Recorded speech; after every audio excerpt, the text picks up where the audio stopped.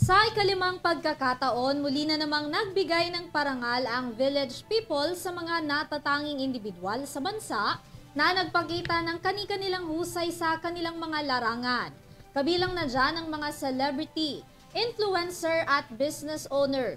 Kung sino-sino sila ating alamin mula kay Sam Martos.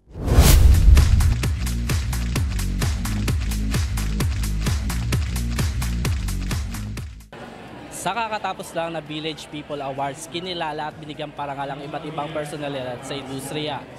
Nangunguna na dyan ang nag-iisang primetime queen na si Marian Rivera na nakatanggap ng parangal bilang Movie Actress of the Year para sa natatanging niyang pagganap sa pelikulang Rewind at Viral TikTok of the Year. Ayon kay Marian, ang mga nakuha niyang parangal ay karagdagang inspirasyon para sa kanya upang patuloy na makagawa pa ng magagandang pelikula at content.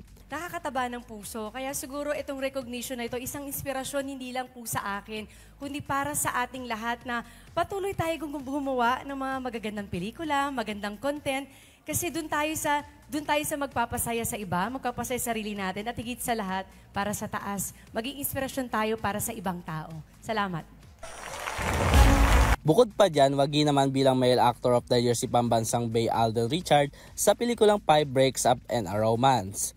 Binigyan din ng parangal si Karina Bautista, Vibory, Maris Zacal, Tambalang Don Bell bilang Primetime TV Actor and Actress of the Year at Kay Lex bilang Afternoon TV Actor and Actress of the Year.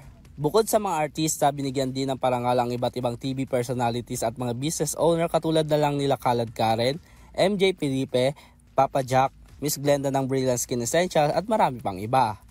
Samantala, present din ang iba't ibang kilalang influencer at kabilang din sa mga nabigyan ng award. Para sa EuroTV Showbiz Balita, ako si Sam Martos, sumasaludo sa bawat Pilipino.